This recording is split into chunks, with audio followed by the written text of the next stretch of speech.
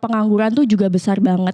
Aku baca terakhir itu ada sekitar 10 juta gitu ya Gen Z atau milenial per 2024. Tapi jangan lupa kalau saya pribadi saya memandang harusnya kita tuh bisa antisipasi baik kitanya, correct me if I'm wrong gitu ya, maupun institusi itu negaranya. Artinya negara harus kondusif. Ini salah satu aspek yang paling penting adalah mismatch antara supply and demand. Kebutuhan dan ini berarti apa? Ini tidak match antara skill yang dibutuhkan industri sama lulusannya. Kira-kira gitu. Karena kalau misalnya emang lulus kuliah punya specific skills itu akan sangat membantu banget itu yang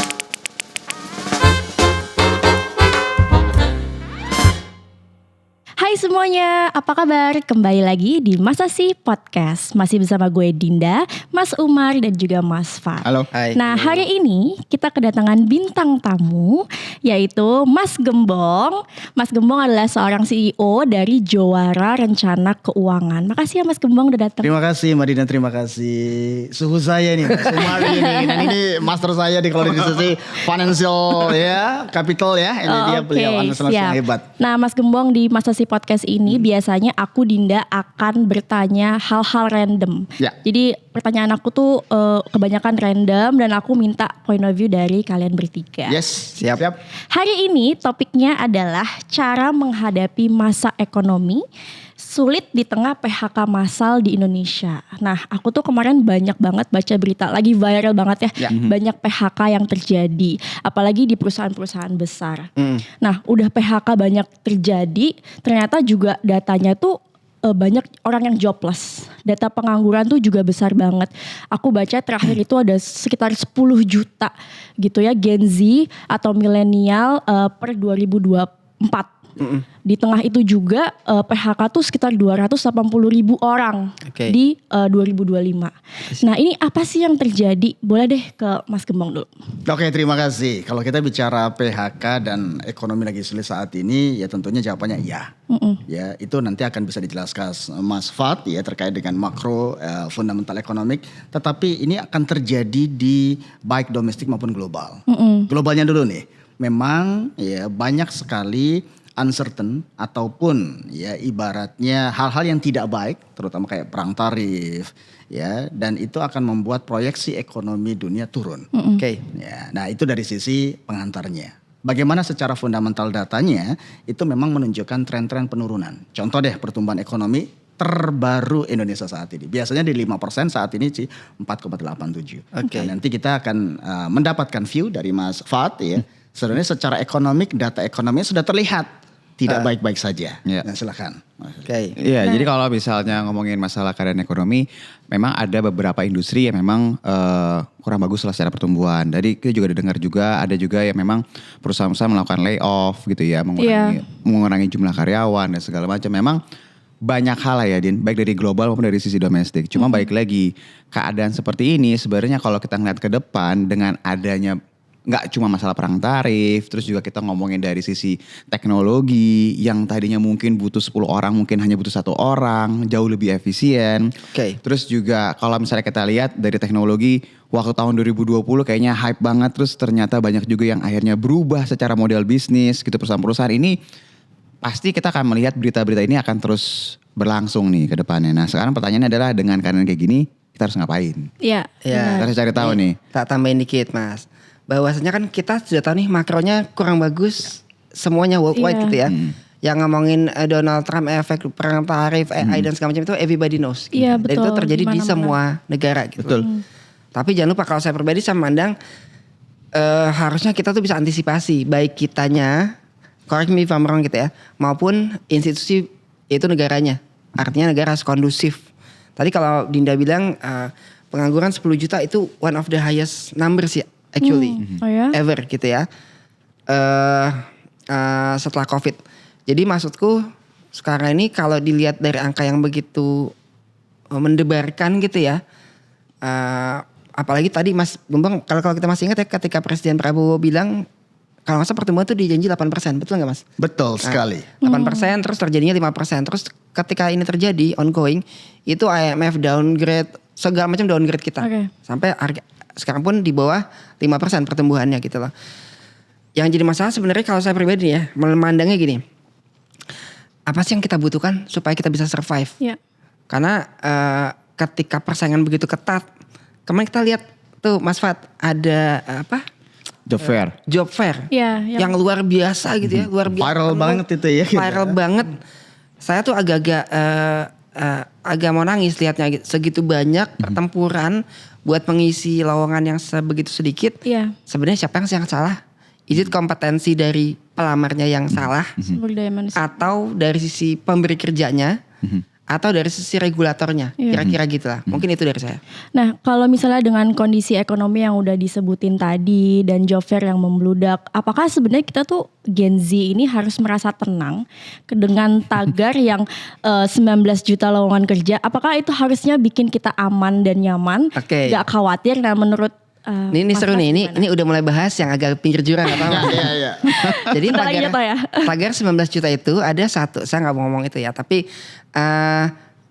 everybody knows bahwa wakil presiden kita bilang bahwa akan ada opening rekrutmen Ya, pekerjaan 19 juta ke depan dari industri-industri yang dianggap harus dibenahi di Indonesia. Meanwhile ketika itu berjalan pun beriringan dengan perlambatan ekonomi dunia di Indonesia. Tapi kita sebagai pemilih saat itu mikir, aduh mana nih janjinya ini gitu loh. Apa yang mesti kita lakukan? Iya. Should we menuntut mereka yang berjanji atau ya sudah kita coba kasih waktu? Karena sebenarnya 8% pertumbuhan pun itu Gak bisa instan. bukan instan, tapi di tahun kelima gitu lah. Banyak program pemerintah. But meanwhile kan kita ngomong Mas, kalau tahun kelima ada pertumbuhan, tahun keempat 3, 2, 1 kita masih harus makan gitu loh. What should we do gitu loh. Mungkin Mas Gembong bisa kasih tambahan.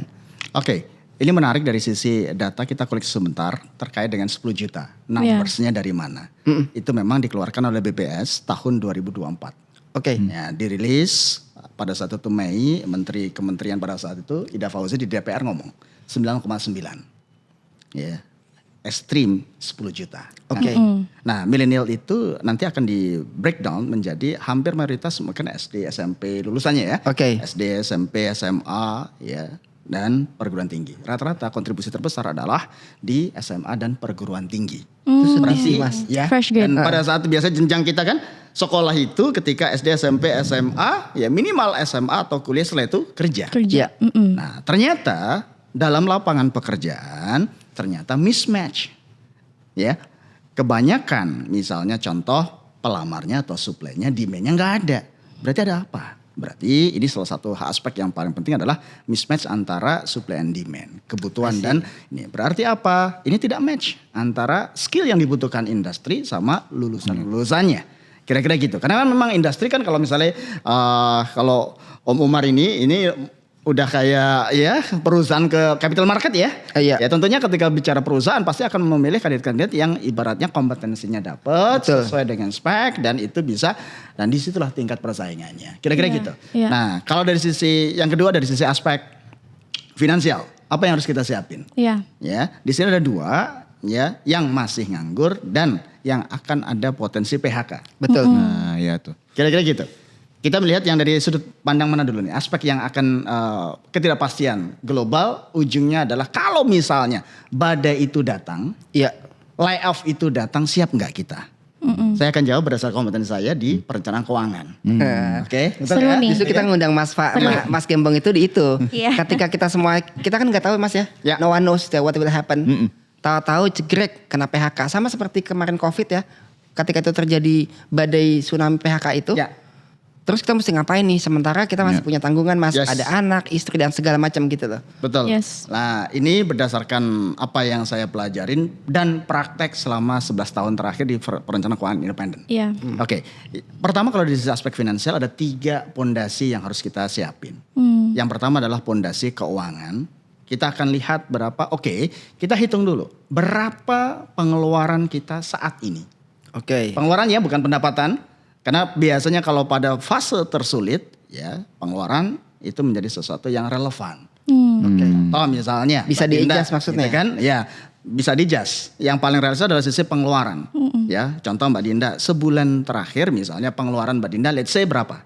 something anggap angka. 5 juta kali. Oke, 5 juta. Nah, kayaknya sih nggak mungkin ya. Enggak, Kalau lihat Kan let's say. gitu kan. sebentar. 50 juta. Enggak, gue tambahin Mas ya. 5 juta tuh dia pribadi. Oh ya, I see, Pasarnya kemarin I see. 34 juta kan? Iya, iya, karena faktualnya kan kita anggaplah let's say ya 5 juta. Iya. Oke, itu buat untuk pengeluaran yang paling basic ya, untuk kebutuhan hidup, bertahan hidup, untuk konsumsi dan untuk apa inilah ya, tempat Operasional lain, tiap hari. operasional lah ya. Iya. Oke, 5 juta. Pertama yang kita siapin adalah apakah kita mempunyai dana cadangan atau emergency fund. Oh, dana darurat. Dana darurat bahasa sekarang atau emergency Setuju. fund gitu ya. Berapa? Kalau bahasa secara teoritis adalah 3 sampai 6 kali dari pengeluaran. Betul. Ya. Oke. Anggaplah kalau badai PHK itu datang, berarti kita nggak ada dapat income. Oke. Kita akan bisa mencari pekerjaan atau mencari tambahan itu 3 sampai 6 bulan ke belakang. Jadi ketika kita di PHK 6 bulan kemudian gue masih bisa hidup nih. Yes, depan. exactly. Itu teorinya. Teorinya. Faktanya, kemarin saya sudah keliling 18 kota gitu kan. Dan saya juga diundang sama salah satu brand ya, bank yang kekinian dengan anak muda gitu Oke. kan. Wow. Itu sangat besar. Faktanya adalah rata-rata 67% generasi milenial itu tidak memiliki dana darurat. Artinya apa? Kalau saat ini di PHK, boro-boro 3 bulan Mas, 1 bulan nggak ada. Itu satu. Ya, pondasi. Duh Mas nih sebenarnya saya banyak banget yang mau ditanyain. Lanjut tuh deh. Alah, ini kayaknya. Kita waktu cuma 15 menit loh. Iya.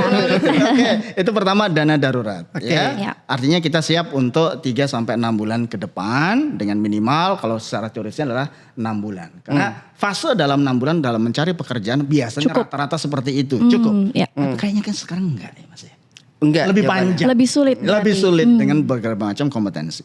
Yang kedua, setelah dana darurat ada, ya kita harus siapin, oke, apakah ada ya skill-skill kita, yang kompeten-kompeten kita, yang dianggap kita bisa mendapatkan income dari sana. Kan masalahnya di situ. Iya, menarik itu. Selama kita punya skill, kita punya produktivitas, ada added value, nah kita bisa oke, kalaupun di PHK kita masih ada alternatif income yang Oke. Oke. tapi kalau enggak, wah, itu yang kedua. Yang ketiga, tentunya proteksi penting. Kenapa? Karena kalau misalnya terjadi, ya contoh kesehatan. Mm-mm. Pas saat kita pikiran suntuk, biasanya kalau kena Iya. PHK kan suntuk. Pikiran suntuk, pas- begadang, imunitas Iya, iya. tubuh turun. Nah, kalau ada resiko sakit gimana? Karena biasanya resiko sakit itu sekarang sakit pun mahal, betul Mbak Linda ya? Ya, betul. Ya? Betul. Sakit pun mahal itu. Kemarin ada yang bilang Mas orang susah nggak boleh sakit. Nah, itu Iya, iya. poinnya. Karena mahal. Nah, yang terakhir ya tentunya kita bicara apakah ada jaring investment atau jaring-jaring pengaman yang lain gitu kan. Itu dulu, itu pondasi. 4 hal ya berarti Mas Gembong ya. Satu lagi, apakah utang termanage dengan baik? 5. Masalahnya di sini nih gitu Iya, kan. iya. Itu 5 Fondasi. dari 2734 kayaknya. Lengkap. Utang termanage dengan baik, bagaimana pay letter, bagaimana kartu kredit, bagaimana ini pinjol. Iya, iya, iya. Tapi aku punya solusi lah Mas. Oke, gimana menarik ini. Ini punten ya. Iya. Investasi terbaik adalah hubungan baik. Yes. Iya. Jadi kalau kita sudah di bawah nih, Harus di pop gitu ya. Ini bahasanya orang Quotes dalam dari atau Baik Mas Umar ya, Baik Umar. Baik Umar Koneksi Abdullah. ya. investasi terbaik adalah hubungan baik. Apa tuh teknisnya? Bisa orang dalam. Misalnya, bukan berarti saya nggak punya kompetensi ya, bukan gitu. Tapi artinya smoothing atau dapat privilege buat bisa nyangkut lah gitu loh. Kira-kira gitu. Bener apa nggak Mas? Alamiah saya alami dulu pada saat saya masih ya flashback di 2015, 2014 ketika ngelamar-ngelamar. Lama-lama. Ya. Oke. Kalau kita ngelamar job fair apalagi yang viral gitu kan, kita Iya. saya datangin tuh. Kayak misalnya contoh di Surabaya, basically kan di Surabaya, di Jogja, di Malang, bahkan ke Bandung pun kita jabanin. Oke. Dengan bawa form-form lainnya. 3.000 ya pada saat satu itu ada salah satu telco terbesar, 3.000 yang masuk melamar sampai level di 3. Level terakhir itu di 5. Oke. Ya, ternyata katanya ya 2 itu sudah ada dari ininya privilege-nya gitu Titipan kan. gitu ya. Titipan dari Oke. siapa, komisaris siapa, direktur siapa. Itu faktualnya dan artinya saya tidak berhasil di situ. Dan itu mungkin saya rasakan ya apa yang terjadi di saat sekarang bahkan ada tagar job fair itu sebagai formalitas. Ya. Ya karena apa yang dirasakan secara mayoritas seperti itu. Oke. Nah, itu tanggapan saya ya. Ya. Nah, silakan. Oke, Mas Gembong, Mas Umar, thank you. Itu tadi dari sisi rencana keuangannya. Cuman aku tadi mau meng-highlight sedikit dari Mas Gembong, ada skill yang perlu kita investasi juga. Oke. Nah, Mas Fat, menurut kamu apa sih skill penting sekarang? Menurut saya, Iya. oke. Yang orang-orang bisa mulai investasi tuh di situ, bisa Ini belajar. mulai panas karena faktualnya. Soal masyarakat ini. Karena kalau misalnya dalam keadaan sekarang, kita cuma lulusan S1, ya jujur aja akan susah. Oke. Kecuali memang keadaannya emang baik-baik aja. Kan sekarang keadaan gak baik-baik aja kan. Iya, betul. Jadi kalau misalnya emang lulus kuliah, punya specific skills, itu akan sangat membantu banget. Itu yang pertama. Iya. Dan apalagi kalau misalnya masuk, kita ambil contoh industri yang memang gue ada di sana, Om Umar ada di sana, Mas Gembong juga ada di sana, Iya, financial market gitu ya. Iya. Itu memang perlu yang namanya skill. Ada specific skillsnya ada. Iya. Lu Oke. butuh lisensi. Iya. Dan tadi gue juga mau komentarin kata Om Umar bahwa ya investasi terbaik adalah hubungan baik. Karena jujur aja baik lagi kalau ngomongin masalah job fair segala macam, gue adalah orang yang kalau setiap ngirim CV ke setiap perusahaan nggak pernah ada yang masuk. Oh Oke. gitu. Gak pernah. Selama ini. Gak pernah. Cuma karena Fun gue fact. awalnya kerja, waktu itu dibantu dosen gue. Habis itu gue kerja, kenal sama ini, akhirnya diajak sama ini. Iya. Ternyata alhamdulillah perform diajak lagi sama ini. Jadi sebenarnya benar banget tadi kata Om Umar. Selain emang lu lulus S1 atau lu lulus dari edukasi lu lah. Iya. Pendidikan lu lah. Spesifik skill itu perlu, dan yang paling penting adalah investasi terbaik itu adalah hubungan baik. Karena itu yang akan ngebantu lu untuk nyari kerja yang sesuai yang lu mau. Aku tambahin dikit boleh nggak? Yes. Jangan berpikir, karena kita orang keuangan nih, investasi itu selalu mikir gimana caranya naruh duit di saham, di bonds, deposito dan segala macam instrumen. Sebenarnya investasi yang paling baik juga nih, itu investasi ke kita sendiri. Diri sendiri. Which is Soft skill, hard skill. soft skill, hard skill, ada training dan segala macam. Artinya investasi itu paling penting ya ke kitanya. Bukan cuma naruh duit di instrumen gitu lah, tapi put the investment money itu in you. Supaya bisa lebih bisa leveraging your skill, kira-kira gitu sih. Oke, terakhir ya buat masing-masing. Nah, sekarang tipsnya apa sih yang bisa dikasih ke teman-teman yang mungkin sudah terkena PHK, mungkin yang lagi nonton bisa relate sedikit dan nggak tahu nih persiapannya harus mulai dari mana. Silakan Mas Umar terakhir. Wah, kalau tipsnya sih sebenarnya pertama banyak sholawat dan sedekah gitu. Masya Allah. Monggo, kalau pada yang ahlinya aja Oh dulu. ya, oke. Oke, ketika teman-teman ya quote unquote badai itu datang, PHK itu datang, ya, baik single maupun yang berkeluarga. Ya. Karena yang paling berat ini biasanya yang berkeluarga karena sudah punya tanggungan, dari sisi operasional dan lain-lainnya, anak harus ada sekolah. Maka yang pasti satu adalah ya coba kita lakukan ya, kalau bahasa kita adalah financial check up. Financial check up. Financial check. Oke. Saat ini kita punya apa? Nah, aset-asetnya apa, hutangnya apa, berapa total kekayaan kita. Itu biasanya itu hal yang pasti kami akan lakukan di awal. Mas, tapi di SPT ada kan itu? Kalau kita bayar SPT gitu. Oke. Nah, pertanyaannya adalah SPT apakah dilampirkan semua atau tidak? Oh ya, oke. Saya sih dilampirkan. Iya, oke gitu kan. Harus lah. Halo Dirjen Pajak. Mengamankan diri ya. Ya, kita bicara data, tax ratio kita nggak sampai 10 sampai 15%. Artinya dari 100 orang Oke. ya di Indonesia yang bayar, yang lapor ya. Ah. Yang lapor itu 10 sampai 11 orang saja dari Oh, 100. dikit ya. Itu yang lapor. Belum yang bayar loh ya, karena lapornya biasanya 0. Benar nggak? Kira-kira gitu konteksnya. Jadi Oke. dengan kondisi seperti itu, ya pertama adalah yuk lakukan dulu financial check up, mapping dari sisi keuangan. Ya. Aset kita berapa, total hutang berapa, Oke. sehingga kita tahu network kita. Setelah ini, terus yang kedua adalah bagaimana pengeluaran kita. Kebutuhan hidup dan gaya hidup harus clear. Karena yang mahal itu biasanya gaya hidup, betul Mbak Dinda? Betul. Nah, iya kan? Lihatnya Nah, rekam. artinya dalam masa sulit ini, paling dasar untuk survival, kebutuhan dasar kita, pengeluaran dasar kita apa saja, berapa besar? Oke, nah, terus yang kedua adalah apakah kita punya dana darurat atau tidak? Kalau enggak, ya itu bahaya. Oke. Terus rasio hutang kita cicilannya kurang dari 30% atau tidak? Biasanya sumbernya di situ. Kalau sudah, ini dari kondisi aspek keuangan. Yang kedua, aspek skill. Ya. Dalam pengalaman kita saat ini, skill-skill apa yang kita bisa punya dan itu bisa menghasilkan. Artinya kalau kita ngelamar, ya, Om Umar biasanya yang biasanya seleksi ya, gitu kan. Begitu masuk di lamaran pasti akan ditanya, sama-sama S1. Ya, value apa yang dibawa? Oh, Oke. Oke. Ya, akan berbeda. Misalnya contoh ini A, ini B. Saya pengen di capital market karena memang ya kita spesialis di capital market atau di pasar modal. Nah, selain S1, ini S1 semua jurusan gak ada masalah. Tetapi yang kedua, apakah ini punya special added value. Contoh Iya. kompetensi. Contoh misalnya saya pengen jualan, maka WPPE pemasaran minimal. Apakah Iya. ada kompetensi itu? Lisensi, Kalau ya. ada 10 orang dan 1 orang ini yang punya WPPE pemasaran, ibaratnya sesuai kompetensi lisensi, akan mudah buat perusahaan untuk memutuskan, oh ini Iya. ada added value. Ya. Oke. Ya, maka key filter kita ada. Itu yang kedua dari sisi aspek skillnya. Terus kita juga harus yang ketiga adaptif dengan skill-skill baru. Solusi-solusi apa yang kita bisa sampaikan ke calon perusahaan supaya produktivitasnya naik.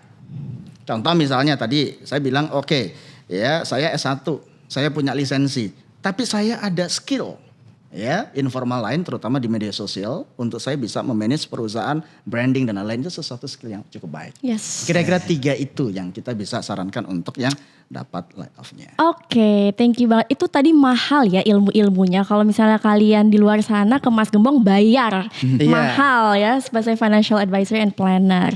Oke teman-teman, semoga itu bermanfaat ya buat kalian. Jadi tools dan senjata buat menghadapi viralnya PHK massal di Indonesia ini adalah financial check-up. Terus kedua harus nambah value buat diri kalian sendiri. Dan ketiga selalu ingat hubungan investasi baik adalah hubungan baik. Jangan lupa ya. Thank you. Thank you. Terima kasih.